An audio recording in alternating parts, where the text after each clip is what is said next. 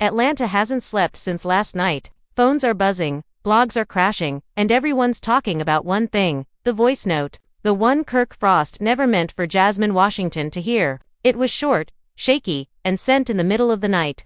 But the words inside that message have shaken the Frost family to its core. At first, people thought it was a prank, maybe a deepfake, maybe some old recording resurfaced for attention. But then Jasmine went live, tears in her eyes, holding her phone up with Kirk's name flashing on the screen. And that was all it took. The internet exploded. Fans started digging. Bloggers started speculating. And within an hour, every gossip page from Atlanta to New York was screaming the same headline: Rasheeda heard everything. It started like a normal night. Rasheeda was home after closing Frost Bistro, sitting on the couch scrolling through Kirk's messages while he slept beside her. Nothing unusual, nothing suspicious, until she saw it. A small gray bubble at the top of the chat with Jasmine's name. An audio icon, just 6 seconds long. She tapped it without thinking. And the voice that played wasn't just Kirk's, it was Kirk sounding nervous, whispering like he was hiding something. "I can't do this no more, Jasmine. I'm tired of pretending." That was all. 6 seconds. 6 words that changed everything. Rasheeda froze. The phone almost slipped from her hand. She played it again, and again, trying to catch every breath, every pause, every trace of guilt. The more she listened, the heavier her chest felt. What was Kirk pretending about? Why was he saying her name like that? What did Jasmine know that she didn't? By sunrise, Rasheeda wasn't the only one replaying it. Someone had screen-recorded Jasmine's live before she deleted it,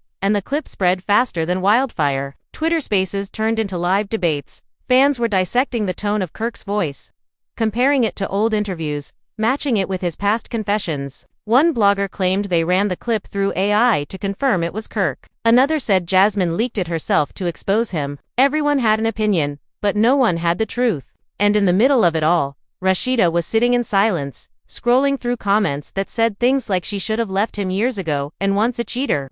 Always a cheater. Inside the Frost house, the air was thick. Kirk tried to play it cool, acting like he didn't know what the world was saying. But when Rasheeda looked at him that morning, her eyes weren't angry, they were empty. She had heard that voice note more than 50 times, and every replay broke something inside her. She didn't yell, she didn't cry, she just asked one question, so quiet that Kirk almost missed it. "How long you been pretending, Kirk?" The words hung in the air like smoke. He opened his mouth, but no sound came out. He reached for her hand, but she pulled away. "Don't," she said, standing up slowly. "Don't touch me right now." Her voice cracked, and that was when Kirk knew. This wasn't just another argument. This was different. Meanwhile, Jasmine was spiraling. Her DMs were full, her phone wouldn't stop ringing, and everyone wanted to know why she had Kirk's voice note saved. She posted a cryptic story that only made things worse. The truth always slips out one way or another. Within minutes, fans turned it into memes, edits, and theory threads. Some said Kirk was leaving Rasheeda for Jasmine again. Others claimed the voice note was part of a bigger cover-up, maybe about the baby, maybe about money. No one knew for sure, but everyone had something to say. Jasmine tried to stay calm, but when she saw Rasheeda's name trending next to hers, guilt hit her like a wave. She didn't plan for any of this. Or maybe, deep down, she did. By noon, TMZ Atlanta showed up outside Frost Bistro. Reporters were shouting questions, customers were recording, and employees looked terrified. Someone from the staff leaked that Rasheeda didn't come to work that day. Kirk showed up alone, tried to smile for the cameras, but his face told the story. The weight of that one voice note was written all over him. His manager pulled him aside, whispering, "Bro, you need to fix this fast. It's getting ugly." But how do you fix something that the whole world already heard? Kirk knew he couldn't delete it, he couldn't spin it. The only thing left was to face it, and face Rasheeda. And that's exactly where everything began to unravel.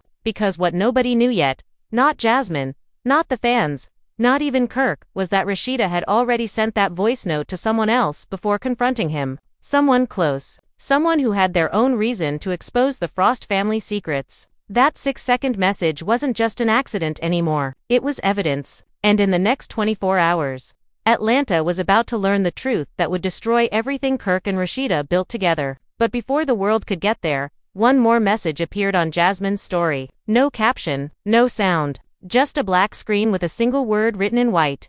Again, Rasheeda didn't sleep that night. She sat in the living room, staring at Kirk's phone, the same one that started it all. Every few minutes she replayed the voice note, hoping she'd somehow misheard it. hoping maybe it wasn't what it sounded like. But every replay sounded clearer. Kirk's voice cracked in the same spot. His breath hitched the same way. I can't do this no more, Jasmine. I'm tired of pretending. There was no misunderstanding that. It was personal. It was raw. And it wasn't meant for anyone else's ears. Her mind kept racing, pretending about what? The marriage, the loyalty, the public image they'd built after years of cheating scandals and reconciliations. The house was silent except for the sound of the fridge humming in the background. Kirk was asleep upstairs, unaware that his world was about to collapse again. Rasheeda opened her messages and saw the thread with Kendra. She hesitated for a long time before typing. Girl, I need you to hear something. She attached the voice note and hit send. Within seconds, the typing bubbles appeared. Then, a call. Rasheeda answered, her voice low, trembling. You heard it? She asked. There was a pause.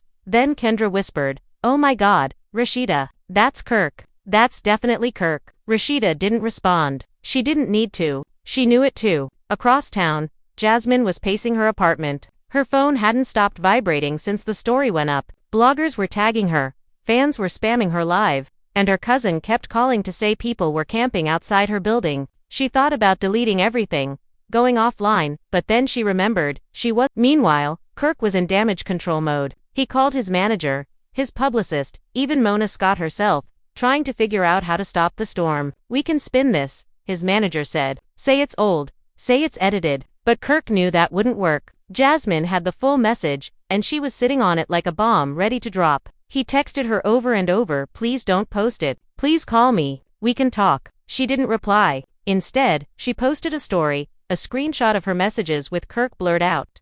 The caption reading, when they beg you in private but lie in public. That was all it took. Atlanta blogs exploded again. Hashtags like hashtag VoiceGate, hashtag TeamRasheeda, and hashtag FrostFiles started trending. Hours later, Jasmine finally broke her silence in a live stream. Her face was calm, but serious. Makeup minimal, hair tied up like she didn't care anymore. I'm not here to hurt nobody, she said, but y'all keep saying I'm lying. So here's the truth. She pulled out her phone, hit play, and suddenly, the live was filled with Kirk's voice, again this time longer. He was clearly upset, talking fast. I'm tired of acting like everything perfect. I'm tired of smiling when I'm breaking inside. Jasmine, you know what we had. It ain't just some mistake. The chat went insane. Thousands of comments flooded the screen. Some said, this man just confessed. Others wrote, poor Rasheeda. People clipped it, reposted it, and within minutes, the full audio was all over YouTube, TikTok, and Twitter.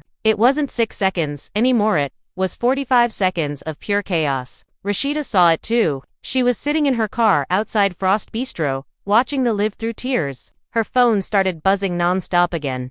Kendra, Carly, Yandi, all calling to see if she was okay. She didn't answer. She just sat there, frozen, listening to her husband's voice saying those words. It ain't just some mistake. Her fingers gripped the steering wheel. The same man who told her he'd never embarrass her again had just publicly destroyed her all over again. She screamed, a raw guttural sound that came from somewhere deep. Then silence. Back at the Frost house, Kirk threw his phone across the room. Why would she do this? He yelled. Why now? His manager was pacing behind him. Bro, she's chasing attention. She knows what she's doing. But you gotta handle this. You can't disappear. Kirk sat down, hands on his head. How, man? Rasheeda won't even look at me. What am I supposed to say? Sorry, I hit record and confessed to another woman by mistake. His voice broke. She's done with me this time. Meanwhile, Rasheeda's silence had fans worried. One blogger claimed she'd checked into a hotel downtown. Another said she'd flown to Houston to stay with family. Then, out of nowhere, she posted something on Instagram, a plain black background with a single caption. Every story has a breaking point. Millions saw it within minutes. The comments were filled with broken heart emojis, words of support, and hate for Kirk. Even celebrities started chiming in. Erica Mena commented, "You deserve peace, sis." Spice wrote, "Sometimes walking away is the only strength left." While the world rallied around Rasheeda, Kirk drove to Jasmine's apartment. Cameras followed him the whole way. Paparazzi shouted questions as he walked up to her building. He didn't respond. When Jasmine opened the door, her face fell. "What are you doing here?" she asked quietly. "We need to talk," Kirk said. Inside, the door closed behind them, and within seconds, their voices started rising. Neighbors heard yelling. Kirk's voice carried down the hall. "You think this helps you?" You think this gonna make people love you? Jasmine fired back.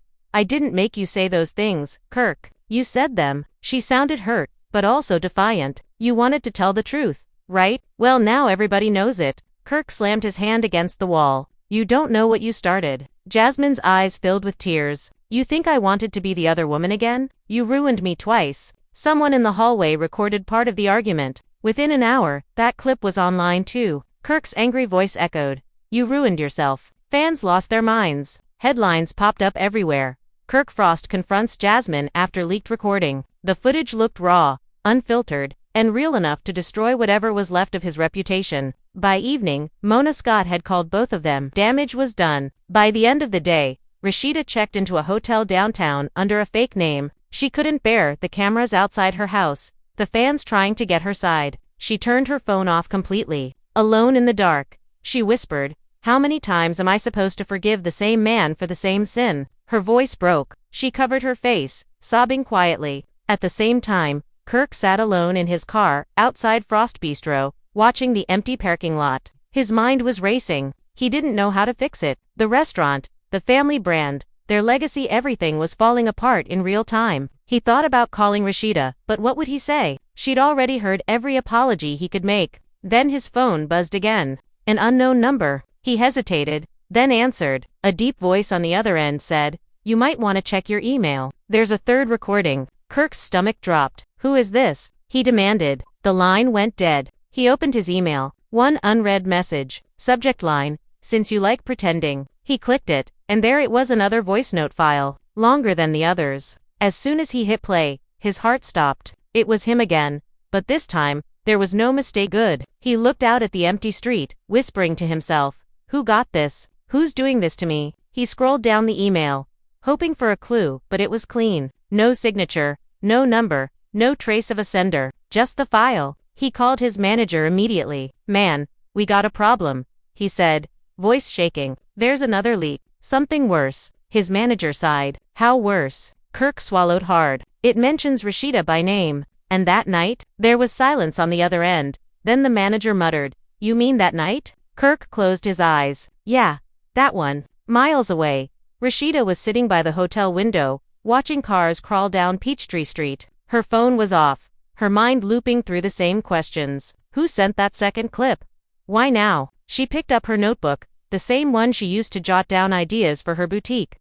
But instead of business notes, she started writing feelings, raw, broken sentences that spilled from her chest. You promised me peace. You gave me chaos. I'm tired of saving you from your own lies. She stopped mid-sentence when she heard a knock on the door. You from your own lies. She stopped mid-sentence when she heard a knock on the door.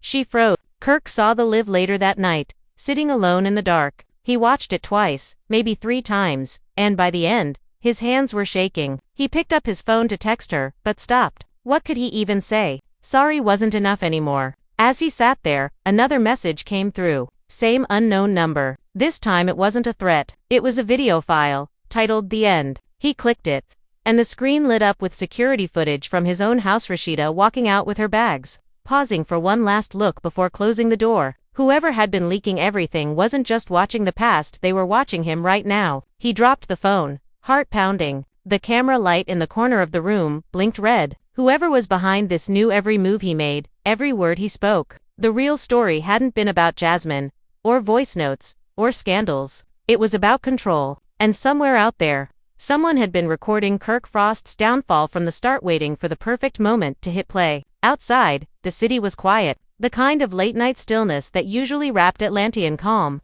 But tonight, even the silence felt like it was holding its breath. Kirk stayed frozen on the couch, staring at the tiny blinking red light on that camera on the back. His stomach turned. Production property. They'd been recording him even off-scene. He sat down hard, the weight of it hitting him all at once. Every leak, every voice note, every private moment, none of it had been random. They'd been setting him up for months. Across town, Jasmine was sitting in her car again, parked near the river, engine off, lights out. She was shaking as she replayed the anonymous clip. She'd been sent the one with Kirk's voice saying she'd never know. She'd listened to it 20 times and still couldn't tell if it was edited. Part of her wanted to believe it wasn't real, that someone had cut it to destroy them both. But deep down she knew Kirk had said things like that before. Late at night, when guilt made him reckless, she leaned back in her before. Late at night, when guilt made him reckless, she leaned back in her seat, whispering, "They're playing us all." Her phone buzzed again, another text from the same number. "If you want this to stop, meet me at Frost Bistro tomorrow morning." Alone. She stared at the screen, heart pounding. Whoever it was, they were controlling everything now, and she didn't have a choice. The next morning, the air over Midtown was heavy with humidity, the kind that made everything stick and slow. Rasheeda walked into Frost Bistro early, wearing sunglasses and silence. She hadn't spoken to Kirk since the live. The restaurant was empty except for a few staff cleaning up after a night of chaos. She just wanted to sit in her office, gather what was hers, and walk out for the last time. But when she stepped inside, she froze. Kirk was already there, sitting at their usual table. He looked older overnight, eyes sunken, voice quiet. "I didn't know you'd be here," he said. "I'm just getting my stuff," she replied.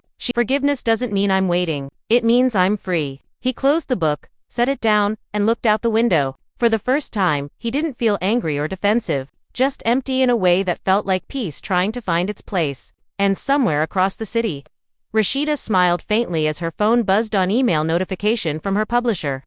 Subject line, #1 on the charts. She turned the screen over, leaned back, and whispered to herself, "No more pretending." Spring came early that year, soft and strange. Atlanta was quieter, gentler.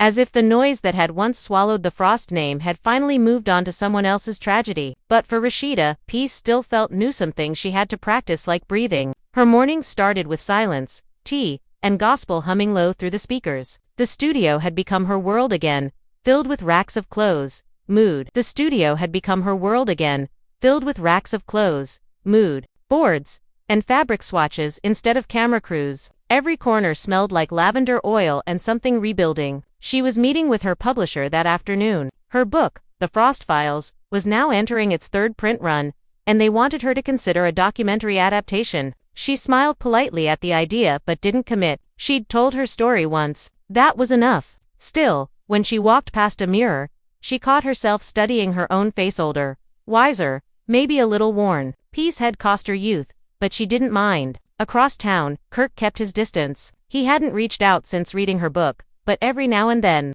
a memory would pull him back. Their first music video, their kids' birthdays, the way she used to hum before interviews. He'd tried to rebuild too, opening a small studio out by Decatur, producing new artists. It wasn't fame anymore. It was work that let him hide. Then one afternoon, a package arrived at his door. No return address. Inside was a single DVD labeled Final. It wasn't flashy, just family, friends, and quiet faces who'd stood by her. Kendra was there, smiling, recording small clips for social media. "Look at you," she whispered. "Peace looks expensive on you." Rasheeda laughed lightly. "Finally feels like mine." Halfway through the evening, as guests chatted and music floated through the air, the door opened. Kirk stood there, wearing a plain black suit. No cameras behind him, no entourage. For a moment, nobody breathed. He didn't walk closer. He just nodded once. Rasheeda froze, unsure what to feel. Then she nodded back, small, respectful.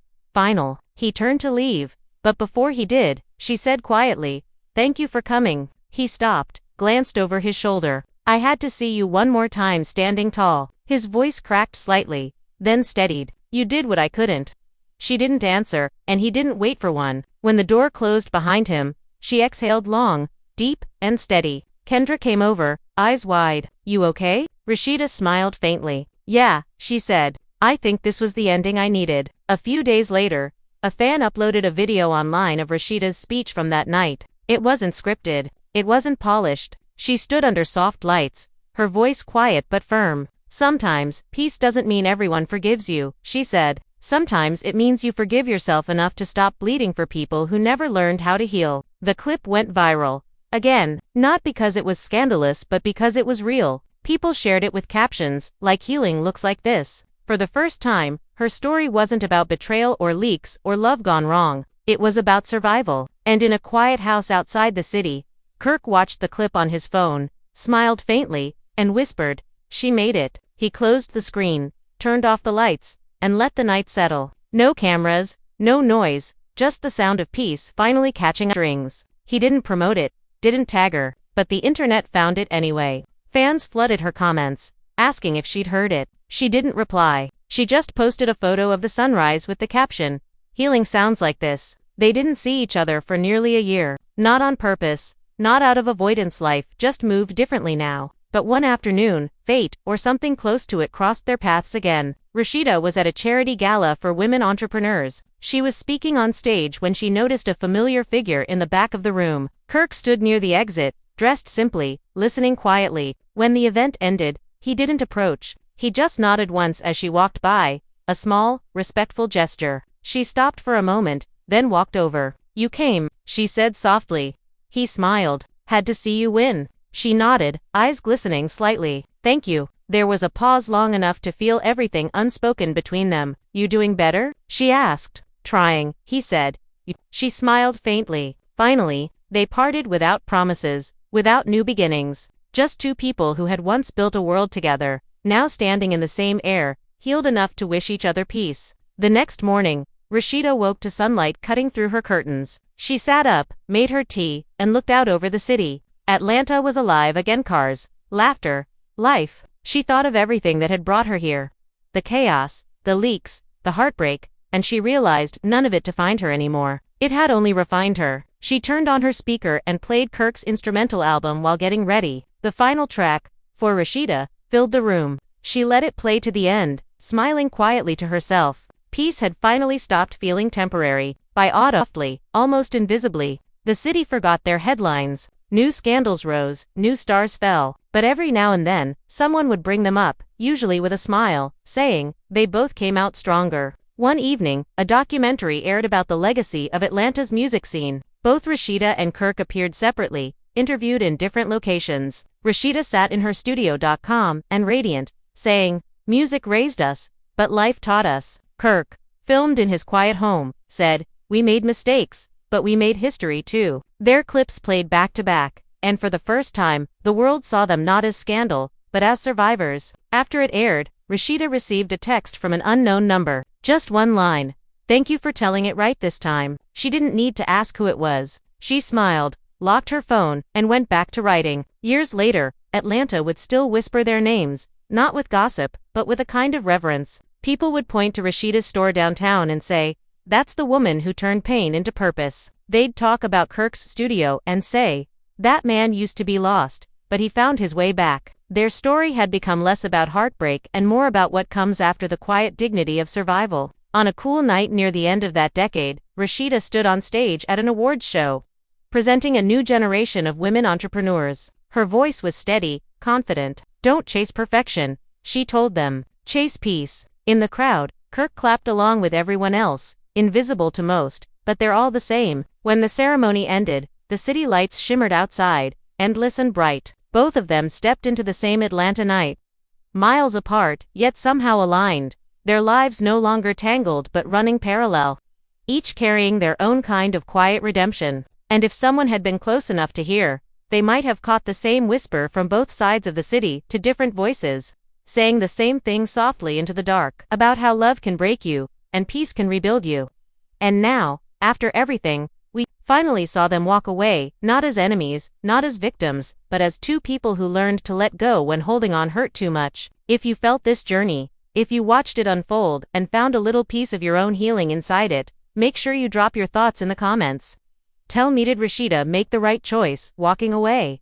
Do you think Kirk truly changed? Or do you believe some loves are meant to end so both people can finally grow? Hit that like button if you felt her strength, subscribe if you've been riding with us through every twist and every truth, and share this video with someone who needs a reminder that peace is worth more than pretending. Because at the end of the day, the drama fades, the noise dies down, and what's left is the truth. And tonight, that truth is simple. Rasheeda didn't lose Kirk. Rasheeda didn't lose Kirk. She found herself. And that, family, is the real story. Stay tuned, stay grounded, and as always, keep watching, keep feeling, and keep it real.